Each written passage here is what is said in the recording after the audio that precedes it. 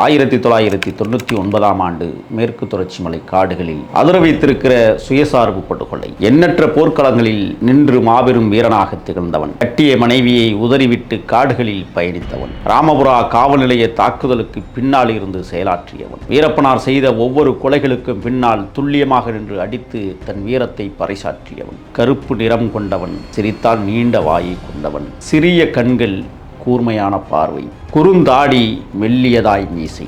எந்த நேரமும் பச்சை உடையை தாட்டி அவன் வேறு உடை உடுத்தி நான் பார்த்ததே இல்லை. காலடியில் காலணியை கலட்டாத ஒரு மாவீரன். நடந்து செல்லுகிற போது தடம் மறைத்தவன். தேன் எடுக்கிற போது லாவகமாக மரத்தில் தொங்கிக் கொண்டே எங்களுக்கும் அந்த தேன் சுவையை ஊட்டியவன். ஆம், கர்நாடக மாநிலம் எல்லையில் அமைந்திருக்கிற மேக்கியம் என்கிற அற்புத கிராமம்.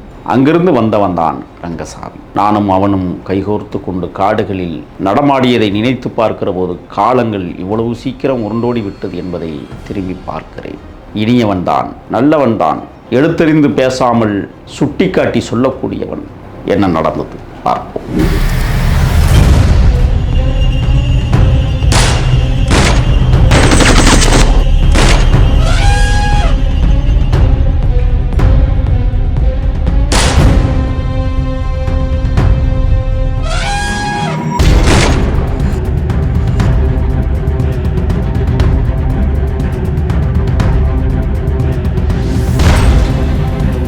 அனைவருக்கும் அன்பு கலந்த தமிழ் வணக்கம். எத்தனையோ போராட்டங்களை நாம் சந்தித்திருந்தாலும் மேற்கு தொடர்ச்சி மலை காடுகளின் முடிசூடா மன்னனாக இன்றும் வாழ்ந்து கொண்டிருக்கிற வீரப்பனார் வாழ்க்கையில் துரோகங்களும் அவதூறுகளும் ஏளனங்களும் இருமாப்புகளும் காட்டி கொடுத்தலும் என கணக்கிலடங்கா பட்டியலை நீட்டிக்கொண்டே செல்லலாம். தன் கூட பயணித்தவர்கள் பல வகை கோணங்களில் அங்கே பணியாற்றினார்கள். மது குடித்தவர்களும் உண்டு, புகைப்பிடிப்பவர்களும் உண்டு. எல்லோரும் இளமை பருவத்தில் தன் பாலியல் இச்சைகளுக்கும் ஆட்பட்டவர்களும் உண்டு. வீரப்பனார் அடிக்கடி சொல்லுவார், நிடத நாட்டு மன்னன் நலனுக்கும் விதர்ப்ப நாட்டு மன்னன் வீமனுடைய மகளுக்கும் காதல் புரிந்த கதைகளை எங்களிடத்திலே நீண்ட நேரம் பேசுவார். அப்படி எதற்காக பேசினார்? பெண்களால் அழிந்து போனவர்களுடைய வரலாறு நீண்டது அல்லது காப்பியங்கள் பெரியது என்பார். நவம்பர் மாதம் 1999ஆவது ஆண்டு கோபிச்செட்டிப்பாளையம் பங்களாபுதூர் காவல் சரக எல்லைக்கு உட்பட்ட வனக்காடு மணிக்கரை. கிட்டத்தட்ட ஒரு 3 மாத காலமாக அந்த காடுகளில் ஓரிடத்திலேயே நாங்கள் தங்கினோம். அற்புதமான வானாந்தர காடு. கண்ணுக்கு எட்டிய தூரம் மலைகளும் காடுகளுமே காட்சி தரும். எங்கோ தூரத்தில் இருக்கிற வயற்காடுகள் பசுமையாய் தெரியும். அது கிழக்கு பக்கம். மேற்கு பக்கம் கண்ணி எட்டிய தூரம் மலைத்தொடர்கள். வடக்கு பக்கம் சமதள காடுகள். தெற்கு புறத்தில் மலை மறைத்திருக்கும். மலையை விட்டு கீழே இறங்கினால் குண்டேரி பள்ளம் அணை. சருகளில் ஒரு சமதளத்தை தேடி இளைப்பாறுவதற்காக இடம் கிடைத்தது. மெல்லிய நீரோடை. ஓடி வருகிற அந்த நீரோடையில் ஒளிந்து வரும் நீர். அழகான குட்டை. சாப்பிடுவதற்கும் குளிப்பதற்கும் மற்ற பிற உபயோகங்களுக்கும் பயன்படுகிற நீர். பொக்கிஷமாக பாதுகாத்தோம். அந்த மெல்லிய தண்ணீரில் சிறிய கருவண்டுகள் சுற்றி சுற்றி தன் ஆனந்தத்தை வெளிப்படுத்தும். சொட்டு சொட்டாய் ஊத்துகிற நீர். தெளிந்த நீரோடை. இயற்கை வளம் நிறைந்த தண்ணீர். 3 மாத காலம் ஓரிடத்தில் தங்கியதால் எந்தவித மாமிசங்களும் கிடைக்காமல் பருப்பு சாம்பாரே எங்களுக்கு பக்குவமாய் அமைந்த உணவு. அப்படித்தான் காலத்தை கடத்தினோம். காலையில் நான் கேட்டேன், வந்ததிலிருந்து பருப்பா, வேறு வழியே இல்லையா என்று நான் கேட்டேன். உடனே அன்னார் சொன்னார்கள், என்னப்பா கருப்பு இப்படி கேட்டுருச்சு, அப்போ ஏதாவது பார்த்து அடிச்சுட்டு வாங்கப்பா, எனக்கும் கொஞ்சம் போஷகட்டாப்பில் வருது என்று பேசினார். உடனடியாக வேட்டைக்கு செல்லலாம். யார் செல்லுவது? கருத்த தேகம் கொண்ட மேக்கியம் ரங்கசாமி சொன்னான். நான் போயிட்டு வரேன் என்று சொன்னான்.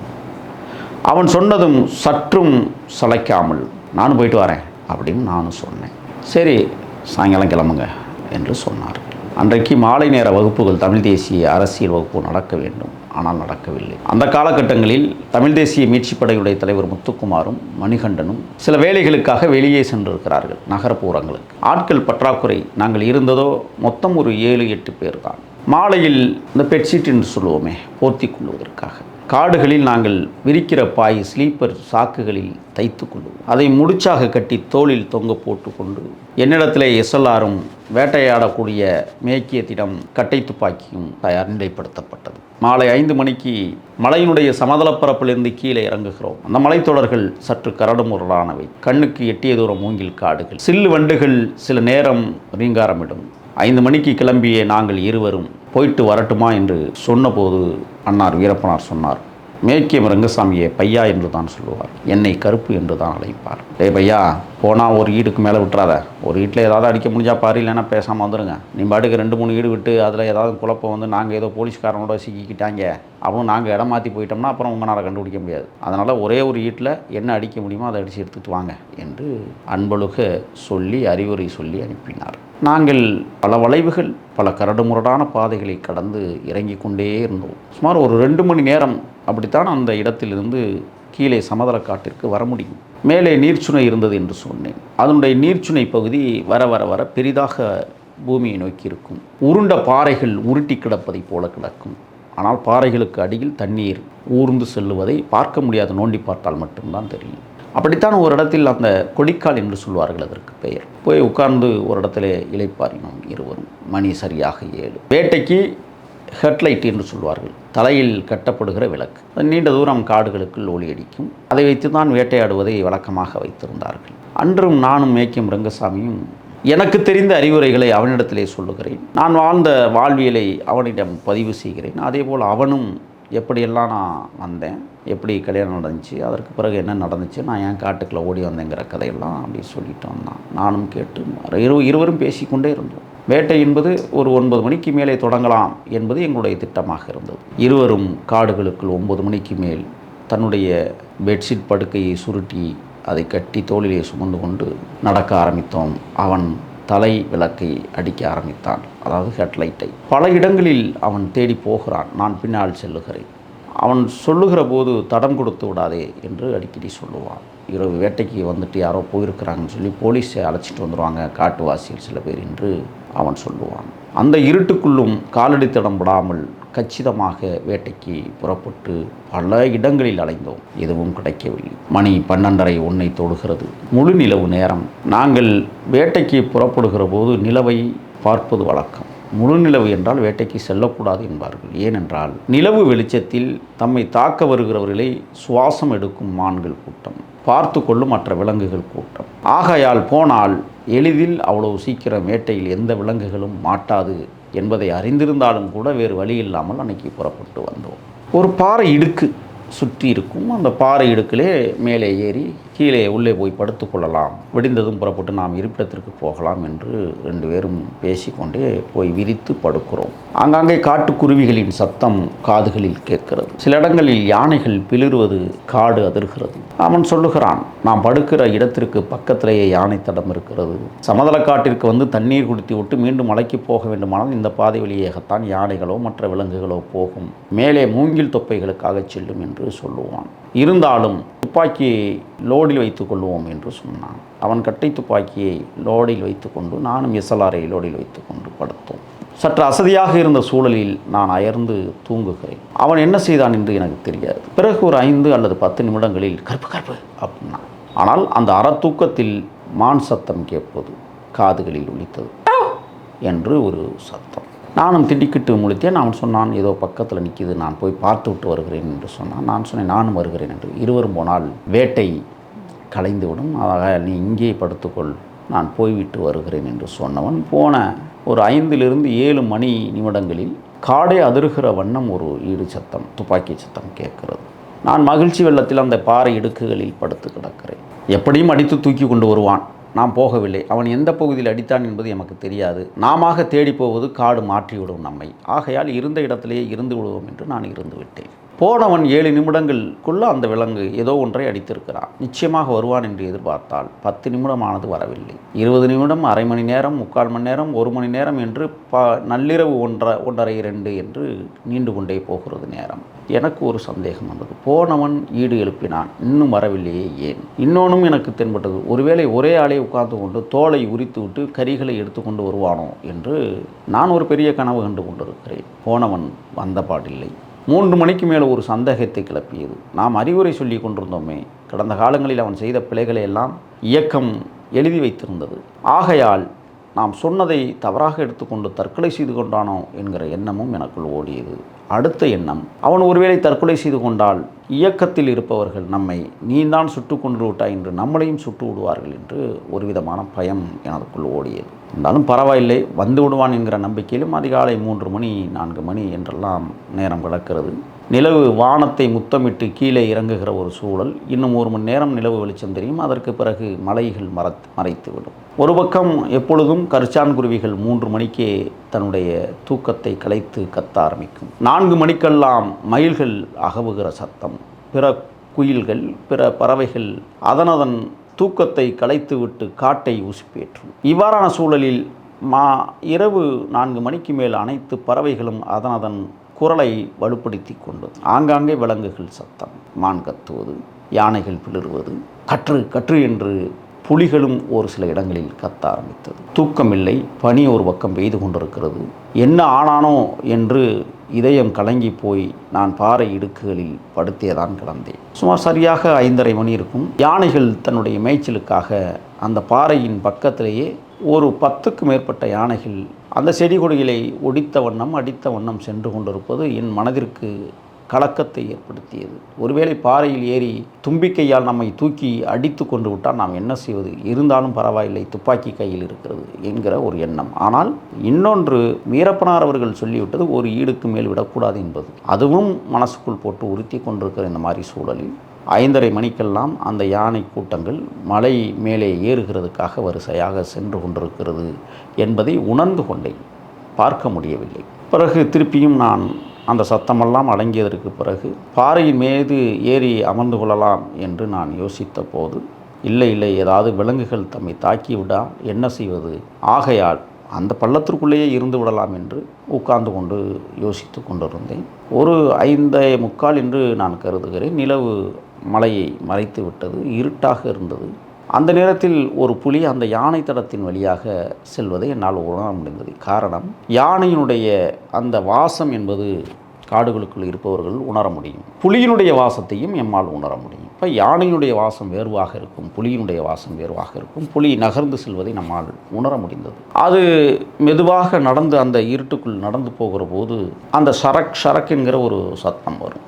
உடம்பை சிலித்து கொண்டே அது செல்வதை நம்மால் பார்க்க முடியும். அந்த சத்தமும் நம் காதுகளில் கேட்கிறது. புலிதான் செல்கிறது, பாறையின் மீது ஏறி நம்மை அடித்து விட்டால் என்ன செய்வது என்று மன ஓட்டத்தில் நான் நினைத்து கொண்டிருந்த போது SLRஐ நான் ஆன் செய்துவிட்டு தயார் நிலைப்படுத்தி இருந்தேன். வந்தால் அடித்து விடலாம், உயிருக்கே ஆபத்து என்றால் என்ன செய்வது?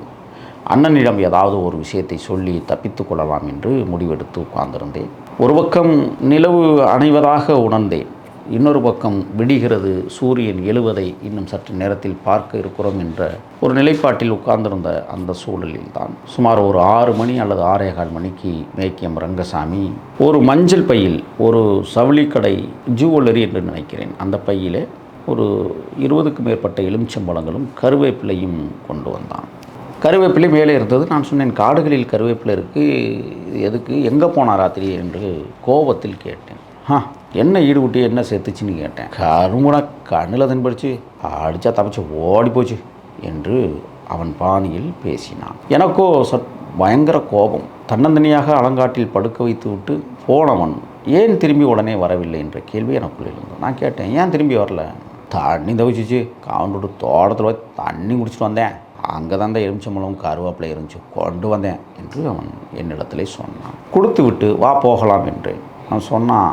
இல்லை, அலங்காட்டில் ஏதாவது கிடச்சா அடிச்சுட்டு வந்துடுறேன், நீ இப்படியே தடை பார்த்து போ என்று என்னிடத்திலே சொன்னான். சரி என்று நானும் அந்த மஞ்சப்பையை கையிலே வைத்துக்கொண்டு துப்பாக்கியை தோளிலே சுமந்து கொண்டு வேறொரு குடிக்கால் வழியாக பாதை தடமறிந்து பயணப்பட்டேன். அவன் என்னை விட்டுட்டு போயிட்டான். நான் போய்கொண்டிருக்கிற நேரத்தில் 2 காட்டுவாசிகள் அந்த கொடிக்காலை தாட்டி காட்டுக்குள் மூங்கிலுக்காக போகிறார்கள். ஆகா, நம்மை கண்டுவிட்டால் காவல்துறையிடம் காட்டி கொடுத்து விடுவார்களே என்ற பயத்தில் படார் என்று அந்த பாறை இடுக்குகளிலேயே பத்திரமாக படுத்து கொண்டேன், தன்னை காட்டிக்கொள்ளாமல்.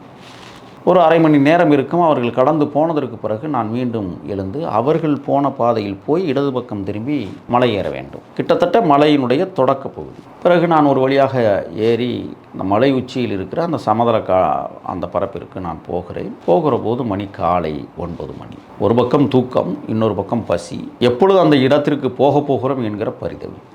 போனதும் அவரவர் வேலைகளில் செய்து கொண்டிருந்தார்கள். சமையல் பண்ணி ஒரு பக்கம் நடந்து கொண்டிருந்தது. அன்றைக்கி முட்டையெல்லாம் வந்துருந்துச்சு, அந்த கோழி முட்டையெல்லாம் வச்சுக்கிட்டு இருந்தாங்க. நான் போனதும் பல் துளைக்கி விட்டு போன உடனே கேட்டார், எங்கள் பையன்னு கேட்டார். நான் சொன்னேன், ராத்திரி வேட்டைக்கு போனால் ஏதோ கருமூனை கிடச்சிச்சான், அடிக்கும் போது தப்பிச்சிருச்சான், வேட்டையில் ஒன்றுமே கிடைக்கலன்னு இப்போ திருப்பியும் காட்டுக்கெல்லாம் போயிருக்கான், அலங்காட்டுக்கு போயிருக்கான். அதான் ஒரீட்டோட வர சொன்னேன், அங்கே இங்கேயும் அலைகிறான், என்ன நினச்சிக்கிட்டு இருக்கான் அவன் என்று சொன்னார். அதற்கு பிறகு நான் போய் காலை கடன்களை எல்லாம் முடித்து விட்டு வந்ததும் சாப்பாடு தயார் நிலையாக இருந்தது. சாப்பிட்டோன்னே நான் படுத்துட்டேன். நான் படுக்கிற இடம் 2 சமதள, கீழே வீரப்பனார், சேத்துக்குழியார், செல்வம், சந்திரகவுண்டன் என்று வரிசையாக படுத்து கிடக்கிறேன். சற்று மேல் பகுதியில் தெற்கு புறம் கால் நீட்டி வடக்கு புறமாக தலை வைத்து நான் படுத்துருக்கிறேன். அதுக்கு பக்கத்தில் ஒரு பெரிய பாறை, சின்ன பாறை, உருண்டை பாறை. அதில் துப்பாக்கியை சாத்தி வச்சுட்டு அதில் தான் நான் படுத்து கிடப்பேன். எனக்கு தனியாக நான் ஒரு இடத்த சரி பண்ணி படுத்துனேன். மேற்கே ரங்கசாமியை வந்து மேற்கிட்டு கால் நீட்டி கிழக்கிட்டு தலை வச்சுருந்தான் அந்த பாறை ஓரத்துலேயே. அவன் துப்பாக்கியை. இதுதான் நாங்கள் அந்த இடத்துல படுக்கிற வழக்கம். அந்த கீழ்ப்படுக்கை சமதள அந்த இடத்துக்கு கீழே பார்த்தீங்கன்னா ஒரு பெரிய கள்ளி மரம் இருக்கும், நல்லா பெருசு. அது வயசு எப்படி பார்த்தாலும் ஒரு 100 தொடும். அதில் மற்றவங்களாம் துப்பாக்கியாக நான் சாத்தி வச்சு. அல்லைன்னு சொல்லுவாங்க, மலையினுடைய அந்த சறுக்கல்ல அல்லை என்று சொல்லுவார். அல்லைன்னா அந்த பாதை, அதாவது நீர்ச்சுனைக்கு போகிற பாதை. அந்த பாதைக்கு போகிற வழியிலேயே ஒரு சின்ன கொடிக்கால், அந்த கொடிக்காலுக்குள்ளே தான் நாங்கள் வந்து அடுப்படி போட்டுக்கணும் சமைக்கலாம். எப்போதுமே பள்ளத்துக்குள்ள தான் போடுவோம். ஏன்னா வெளியில் இரவு நேரத்தில் அடுப்பு பற்ற வச்சோம்னா அந்த வெளிச்சம் தெரியும் அப்படிங்கிறதுக்காக, பள்ளத்துக்குள்ளே போட்டால் அது தெரியாது அப்படிங்கிறதுக்காக அந்த ஒரு இடத்த தேர்வு பண்ணி வச்சுருந்தோம். நான் அப்புறம் சாப்பிட்டு படுத்துட்டேன், தூங்கிட்டேன். எனக்கு தூங்கலை. தூங்குகிற சூழலில் இருக்கும்போது ஒரு 11 மணி இருக்கும். மேய்க்கியம் வந்தோடனே கேட்டார், நாடா எங்கடா போனா பையா என்று கார் முனைச்சிக்கிச்சு, காண்டரை விழிட்டு சுட்டே ஓடி போச்சுனே என்று சொன்னான். வர வேண்டியதானே, அப்புறம் இதுக்கு திருப்பி காலையில் போனேன், அதான் அடிச்சுட்டு வந்துடுவோன்ட்டு போனேன்னே, ஒன்றும் ஆகப்படலைன்னா சரின்னு சொல்லிட்டு விட்டாச்சு. அன்றைய பொழுதுகள் பகல் பொழுதுகள் தூக்கமாகவே போனது. மாலையில் மேக்கியம் ரங்கசாமி தூங்கி எழுவதற்குள் சேத்துக்குழியாரும் சந்திரனும் கவுண்டமார் வீட்டுக்கு போகிறேன்னு சொல்லிட்டு லிஸ்ட்டு போட சொல்கிறாங்க, என்னென்ன சாமான் வேணும் என்று. சுமார் ஒரு 20,000த்திற்கு பெருமானமுள்ள சாமான்களை நான் தான் எழுதுகிறேன். எழுதி அவங்கள்ட்ட கொடுத்துட்டு அவங்க கிளம்புறாங்க. 5 மணி 5:30க்கெல்லாம் கிளம்பிட்டாங்க. போன வாரம் எழுதி கொடுத்த சாமான் அங்கே வந்திருக்கும். என்னிடத்துல பார்த்திங்கன்னா, நான் சும்மா இருக்க மாட்டேன் காட்டில். ஆனால் சேத்துக்குழியார் செஞ்சு கொடுத்த தந்தமெல்லாம் டாலராக வச்சுருப்பேன். சிலுவை ஒன்று செஞ்சு கொடுத்தாரு, அதையும் வச்சுருந்தேன். 30 ரூபா காசு, என்னுடைய காசு, சொந்த காசு, அது வச்சுருந்தேன். உள்ளாடைகள் வந்து வச்சுருந்தேன். அந்த காட்டுக்குள்ளே இருக்கிற முள்ளை அழகழகாக இருக்கும், அது ஒரு கட்டு வச்சுருந்தேன். உத்தராச கொட்டை ஒரு பண்டல் வச்சுருந்தேன். இதெல்லாம் வந்து உபரி பொருட்கள். சுமை தூக்கும் போது 14 கிலோ எடை கொடுப்பாங்க, துப்பாக்கி ஒரு 4.5 கிலோ, தன் உடைமைகள்னு சொல்லக்கூடிய அதெல்லாம் சேர்த்து வச்சுருந்தேன். அப்போ அன்னைக்கு இரவு அந்த படுக்கையில் அவரவர் படுக்கையில் படுத்து கிடந்தோம். கீழே படுக்கையில் வந்து சந்திரனும் சேத்துக்குழியாரும் இல்லை. இப்போ அவர் ஒரு கதையை விட்றாரு. இப்போ பாண்டவர்கள் போய் தோற்று போனதும் பொம்பளையால் தான், நடத நாட்டு மன்னே நலனுக்கும் விதர்ப்ப நாட்டு மன்னன் வீமனுடைய மகளுக்கும் காதல் வந்து தோற்று போனதும் பொம்பளையால் தான், கண்ணகி தோற்று போனதும் பொம்பளையால் தான் என்று பல இலக்கியங்களை சொல்லிக்கிட்டு சிரிச்சுக்கிட்டு கிடக்கிறோம் எல்லாரும். அதில் இதெல்லாம் இப்போ எதுக்கு சொல்கிற அப்படின்னு நான் கேட்கும்போது சொன்னேன், நம்ம இயக்கத்தில் வாரு, இந்த மாதேசி பையன் பொம்பளையால் தான் செத்து போனான், பேவி வீரப்பையும் பொம்பளையால் தான் செத்து போனான், ஆசாரி குருநாதையும் பொம்பளையால் தான் செத்து போனான், நிறைய பேர் இந்த பொம்பளையாலேயே போய் விழுந்து போகிறாங்கப்பா என்று இது போன்ற கதைகளை அவர் சொல்லி கொண்டிருந்தவாறே மீண்டும் ஒரு சோர்வு. ஏன்னா நேற்று இரவெல்லாம் தூக்கம் முடிச்சிருக்காமே அப்படின்ட்டு தூங்கிட்டேன். முடிஞ்சது. மறுநாள் காலை நான் யார் முதல்ல எந்திரிக்கிறோமோ அங்கெல்லாம் பாகுபாடு பார்க்க மாட்டோம். அவன் கழுவுவான், இவன் கழுவுவான், அவன் சமைப்பான், இவன் அப்படியெல்லாம் கிடையாது. யாருக்கு என்ன வேலை தெரியுமோ அந்த வேலையை அவங்கவுங்க பார்ப்பாங்க. நான் என்ன செஞ்ச வழக்கம் போல் காலைக்கடனை கழிப்பதற்கு அந்த நீர்ச்சுனைக்கும் பக்கத்தில் அந்த பக்கம் போகணும். குழி நோண்டி தான் வந்து காலைக்கடன்களை கழிக்கணும், எதிரிக்கு தெரிஞ்சு போகும் என்பதற்காக. அந்த மாதிரியான ஒரு சூழலில் தான் போய் பாத்திரமெல்லாம் விளக்கிக்கிட்டு இருக்கும்போது மேய்க்கிய ரங்கசாமி எனக்கு முன்னாடியே எழுந்திரிச்சிட்டு போயிட்டு மோகம் காலெல்லாம் கழுவிட்டு காலைக்கடெல்லாம் முடிச்சுட்டு வந்து அந்த ஒரு பாறை மாதிரி இருக்கும் அந்த நீர்ச்சுனைக்கு மேலே, அந்த நீர்ச்சுனையில் வந்து சூடத்தை பற்ற வச்சு ஊற்றி கொளுத்தி சாமி கும்பிட்டுக்கிட்டு இருந்தாங்க. நான் வழக்கம் போல் செய்கிற வேலை தானே, நானும் பெருசாக கண்டுக்கலை. நான் காலைக்கடெல்லாம் முடிச்சுட்டு வந்து அப்புறம் பாத்திரமெல்லாம் விளக்கி எல்லாத்தையும் முடிச்சுட்டு சரி கிளம்புவோம் நம்மளுன்னு சொல்லும்போது அவன் அதுக்குள்ளே சாமியெல்லாம் கும்பிட்டு கிளம்பி போயிட்டான். நான் என்ன செஞ்சேன், பாத்திரமெல்லாம் விளக்கிக்கிட்டு அந்த அல்லையில் போகணும்னு சொன்னால அடுப்படிக்கு போகணுமே, அங்கே அல்லையிலே அப்படி போகிறேன். போகும்போது அப்படி கிளம்பும்போது பார்த்தீங்கன்னா சந்திரன் வந்துட்டான். என்ன கருப்பு, நேற்று ராத்திரி பயங்கரமாக ஆட்டம் போட்டிருக்கியா 2 பேரும், எனக்கு புரியலை, என்ன அப்படி சொல்லிட்டு போகிறான் அப்படின்ட்டு ஏதோ சொல்லிட்டு போகிறான்ட்டு விட்டேன். அல்லையில் அப்படி நடந்து போகிறேன். ஒரு ஆள் வந்துட்டு திருப்பி ஒரு ஆள் போக முடியாது, சின்ன பாதை அது. நான் பாத்திரத்தோடு அள்ளிக்கிட்டு போயிட்டு அந்த வழியாக வந்தார். அப்புறம் சற்று கொஞ்சம் அந்த பாதையிலேருந்து ஒத்த காலை தூக்கி வச்சுட்டு ஒத்த காலை வச்சபடியே சேத்துக்குழியார், என்ன கருப்பு பண்ணாத வேலையெல்லாம் பண்ணிட்டு வந்திருக்கேன் அந்த பையன் அப்படின்னா. என்னண்ணே அப்படின்னு சொல்கிறேன் போ சரின்னு சொல்லிட்டு நான் பாத்திரத்தெல்லாம் கொண்டு வச்சுக்கிட்டு அடுப்பை பற்ற வைப்போம் அப்படின்ட்டு அடுப்பை பற்ற வைக்கிறேன். அவங்கவுங்க காலைக்கடன் போகிறது, முகம் கழுவுறது, வீரப்பனாரை வந்து இன்னும் எந்திரிக்கலை, நம்ம தான் எந்திரிக்க போகிறாரு, இப்படியான ஒரு சூழல் இருந்துகிட்டு இருக்கும்போது அப்படி குறிக்க வந்த சேத்துக்குழி கேட்குறேன், எங்கே பையன் அப்படின்னு கேட்டார். வந்துட்டானே இடத்துக்கு. வந்துட்டானா? இல்லை காணுமே என்று சொல்லிவிட்டு கடந்து போனார். நான் போய் அடுப்பு பற்ற வச்சிட்ருக்கேன். எனக்கு உதவியாக கந்தசாமி என்கிற சத்தியமூர்த்தி, செல்வம், நாங்கள் 3 பேரும் ஒரு ஆள் விறகு குடிக்கிறது, ஒரு ஆள் பற்ற வைக்கிறது, ஒரு ஆள் வந்து தண்ணி எடுக்கிறது, இந்த மாதிரியான வேலைகளில் அப்படி ஈடுபட்டுக்கிட்டு இருந்த அந்த சூழலில் பெரியவர் எந்திரிச்சிட்டாங்க. எந்திரிச்சோன்னா அப்புறம் எங்கே அந்த பையன் அப்படின்னு கேட்டார். இல்லை எனக்கு காணுங்க. ஏன்னா நான் பாத்திரம் விளக்கிக்கிட்டு இருக்கும்போதே சந்திரனும் சேத்துக்குழியாரும் இருக்கிற இடத்துல மேக்கியம் ரங்கசாமி என்ன பண்ணிட்டு வந்தான் நேற்று ராத்திரி அப்படிங்கிறத சொல்லிட்டாங்க. இது எனக்கு தெரியாது. அப்போ சேத்துக்குழியார் என்கிட்ட கேட்குற, ஏப்பா நம்ம வீட்டில் 2 தங்கச்சி இருக்குன்னு சொன்னீங்கண்ணே. ஆமாண்ணே. அதை எவனாலும் தொட்டால் நீயும் நானும் சும்மா விட்டுருவோமா? தப்பா? எப்படின்னு விட முடியும்? அதை விட மோசமான வேலையை அவன் பண்ணிட்டு வந்திருக்காப்பா என்று அவர் சொல்கிறார். எனக்கு பதற்றம் கூடுதலாகி விட்டது. நாம் தானே போனோம், நம்ம மேலேயும் அந்த பழி வருமே என்று. சரின்ட்டு சொல்கிறார், போய் அந்த பயலை பிடிச்சிட்டு வாங்க. எங்கே போனாவன்? அதுங்க எஸ்எல்ஆர் துப்பாக்கியோட கிளம்பிட்டான் அப்படின்னாரு. காட்டில் தேடுறாங்க. தேடி ஒரு குறிப்பிட்ட எல்லையை சுற்றி வளைச்சி பிடிச்சிட்டு வந்துடுறாங்க. அவன் வந்து எப்படி போனான், அது எந்த வழியில் போவான் அப்படிங்கிறத சேத்துக்குழியார் கரெக்டாக கண்டுபிடிச்சி கூட்டிகிட்டு வந்த உடனே நான் கொஞ்சம் பதட்டத்தில் இந்த பாறை மேலே போய் உட்காருக்கிறேன். என்ன ஏன் உட்காந்தேன்னா, புதுசாக வந்த பொருட்களை எல்லாம் பிரித்து தனித்தனியாக எடுத்துக்கிட்டு உட்காந்துக்கிட்டு இருந்தேன். அப்போ இவன் வந்தான், வரிசையாக நின்னோடனே பக்கத்தில் இடது பக்கம் துப்பாக்கியை ஊன்னோடைய மட்டிக்கால் போட்டுக்கிட்டு, வீரப்பனே, ஏண்டா பையா, எத்தனை தடவை தான்டா சொல்கிறது, நீ திருந்தவே மாட்டியாடா, ஏன்டா இப்படி எங்களுக்கு அவப்பெயரை வாங்கி கொடுக்குற அப்படின்னு சொல்லி கேட்டுருக்கேன். சேத்துக்குழியார் திரிநாட் திரி துப்பாக்கி என்னன்னா அவனை கேட்டுக்கிட்டுன்னு சொல்லிட்டு ஒரு படுபயங்கரமான அசிங்க வார்த்தையை சொல்லிகிட்டே நிற்கிறாரு. இவன் வீரப்பனார் கேட்க அந்த பாறை மேலே வந்து உட்கார்றான். எனக்கு புதுசாக வாங்கிட்டு வந்த பெட்ஷீட், அன்றைக்கி பழைய கிழிஞ்சு போன பெட்ஷீட்டை தான் நான் போத்திட்டு இருந்தேன். ஃபேர் அண்ட் லவ்லி இப்படி நிறைய பொருட்களை வந்து என்கிட்ட கொடுக்குறாங்க. நான் அதெல்லாம் அந்த பாறை மேலே வச்சுருக்கேன். அந்த புது போர்வையும் அந்த பாறை மேலே தான் வச்சுருக்கேன். இவன் அந்த பொருளெல்லாம் கொஞ்சம் தள்ளி விட்டு அந்த போர்வை இருக்குல்ல, புது போர்வை, அந்த போர்வையில் போய் உட்காந்தான். இவர் கேட்டுகிட்டே இருக்கும்போது சின்னவர், என்னன்னா நீ அவனை போய் கேட்டுக்கிட்டு இருக்கா, எத்தனை நாளைக்கு தான் அவன் பண்ணுற துரோகத்தை அப்படி பார்த்துக்கிட்டே இருக்க முடியும்னு சொல்லி அசிங்க வார்த்தை கடுமையாக பேசிட்டு தன்னுடைய திரிநாட் திரி துப்பாக்கி எடுத்து நெஞ்சாங்குழியில் குறி வச்சு இட விட்டார். டொம்முன்னு அப்படின்னு அப்படியே அந்த பாறை மேலே சரிஞ்சிட்டான். என்னுடைய புது போர்வையில் அதில் ரத்தம் சுட்டுது, அதில் ரத்தம் நிற்க மாட்டேங்குது. ஏன்னா புது போர்வைன்னு அப்படியே வலிஞ்சு ஊற்றுது. என் மனசுக்குள்ளே என்ன தோணுது, அடுத்து நம்மளுக்கு தான், நம்மளையும் போட்டுருவாங்க அப்படின்னு சொல்லி அதுக்கப்புறம் நான் படுத்திருந்த இடத்துலையே குழியை நோண்டி அவனை அங்கேயே தூக்கி போட்டு மதியம் 1 மணிக்கு மேலே புதைச்சிட்டு கைகாலெலாம் கழுவிட்டு சாப்பிட்டோம் முட்டை. எதற்காக என்ன நடந்ததுன்னு அதுக்கப்புறம் தான் விசாரித்தோம். நம்மளுக்கு அரிசி பருப்பு வாங்கி கொடுக்குறாங்கல்ல, அவங்க வந்து தோப்போடு கூடிய வீட்டோடு இருக்காங்க.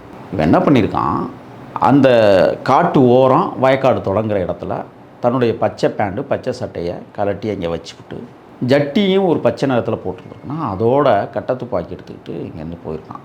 அவங்க அண்ணன் தம்பி 2 வீடாக நம்ம அதெல்லாம் பார்த்ததில்ல. ஏன்னா நாங்கள் பார்க்க விரும்ப மாட்டோம் அவங்களையெல்லாம். நம்ம நாளைக்கு எங்கேயாவது வெளியில் போகிறோம் சிக்கிறோம், அவன் கூட்டியாந்து விட்டோம்னா போலீஸ் அடிச்சு அப்படிங்கிறதுக்காக நாங்கள் அதெல்லாம் பார்க்கவே மாட்டோம். இவன் போயிட்டு என்ன பண்ணியிருக்கான், ஒரு வீடு, மூத்த கவுண்டர்னு சொல்லுவாங்க, அவங்க வீட்டில் ஏதோ ஒரு பொண்ணு இருக்கும்போது அவன் மனைவியும் கொஞ்சம் நல்லா இருப்பாங்களாம். பின்பக்க சன்னலை போய் தட்டியிருக்கான். யாரா பின்பக்க சன்னலை தட்டுறதுன்னு சொல்லி அந்த சன்னலை உள்ளே இருந்து திறந்து இப்படி பார்த்துருக்காங்க. இவன் அதிர்ச்சி ஆகிட்டான். என்னப்பா இப்படி வந்து நிற்கிறா, என்ன அவனா? ஒன்றும் இல்லை, சும்மா வந்தேன் அப்படின்னானா. உடனே அவர் வெளியில் விடுவார், பொண்டாட்டி பிள்ளை எல்லாம் வெளியில் வருது. வெளியில் வந்தோடனே இப்போ இப்படி நான் மிட் நைட்டில் இப்படி என்னப்பா இந்த கோலத்தில் வந்து நிற்கிறா நான் கேட்டிருக்காங்க. தண்ணி தவிச்சிச்சு வேட்டைக்கு வந்தேன், தண்ணி குடிக்க வந்தேன் கவுண்டரேன் அவனும் ஏதோ சொல்லியிருக்கான். சரிப்பா போப்பா நீங்கள் போயிரு அப்படின்னு சொல்லியிருக்காங்க. அவனும் அப்படியே காட்டுக்குள்ளே போகிற மாதிரி நடிச்சிருக்கான். அங்கேருந்து ஒரு ஒரு ஒரு 100 மீட்ரு 200 மீட்டர் தொலைவில் அவங்க தம்பி வீடு. அங்கே போய் என்ன செஞ்சுருக்கிறான், இதே மாதிரி அவங்க மனைவி வந்து காலையில் வெள்ளனை, அதாவது ஒரு 4 மணி இருக்குன்னு நினைக்கிறேன், சிறுநீர் கழிக்காதுக்காக போய் பிடிச்சி வாயை பற்றி கட்டி பிடிச்சிருக்கிறான். அது உடனே கத்தி முறி எழுதி அடித்து பரண்டு ஓடி அவங்க வீட்டுக்காரர் ஓடியாந்து அப்புறம் என்னப்பா இதுப்பா இப்படி ஆயிடுச்சு. இந்த விஷயத்தை மறுநாள் வந்து அரிசி பருப்பு வாங்க போன சேத்துக்குழியார்ட்டையும் சந்திரன்ட்டையும் சொல்லியிருக்காங்க அந்த குடும்பத்தார். இந்த மாதிரி நேற்று இரவு இப்படியெல்லாம் வந்து பண்ணிட்டு போகிறான், நீங்கள் எதுவும் பெருசாக தண்டிக்க வேண்டாம், சும்மா சொல்லால் கண்டித்து விட்ருங்க அப்படின்னு தான் அவங்க சொல்லியிருக்காங்க. சரி, ஏதோ வந்துட்டான், இளமை பருவம், அவனுக்கு ஏதோ ஒன்று, ஓகே, நான் அண்ணன்ட்ட சொன்னோன்னு சொல்லுங்கள் அப்படின்னு அந்த 2 கவுண்டர்மார்களும் சொல்லி விட்ருங்க. அதுக்கப்புறம் இவங்க வந்து சொல்லுங்க, அந்த மாதிரி கவுண்டர் சொன்னாங்கன்னு மன்னிச்சு விட சொல்லியிருக்காங்க அப்படின்னு சந்திரன் தான் வந்து சொன்னான். ஆனால் மனசுக்குள்ளே ஒரு பெரிய வெறி சேத்துக்குழியார் இருக்குது, இவனை விடவே கூடாது நம்ம. ஏன்னா சேத்துக்குழியாருடைய மனைவி செல்வின்னு நினைக்கிறேன், அது காட்டுக்குள்ளே வந்து வாழ்க்கையை அவரோட வாழ்ந்துகிட்டு இருந்த காலத்தில் இவன் போய் ஏதோ சில்மிஷம் பண்ணியிருக்கிறான். அப்போலேருந்தே இவனோட, அதாவது மேய்க்கத்தோட சேத்துக்குழியார் பேசுகிறதே கிடையாது, நான் இருக்கிறவரை பேசவே இல்லை. அந்த வன்மம் வேற உள்ளே இருந்தது. இதெல்லாம் சேர்த்து அந்த நவம்பர் திங்கள் 1999 மேய்க்கம் ரங்கசாமியை கண்கூடா பார்த்த ஒரு கொலை, இல்லை கண்கூடா பார்த்த ஒரு தண்டனை, மேய்க்கம் ரங்கசாமி மரணம் இப்படித்தான் நிகழ்ந்தது. நன்றி.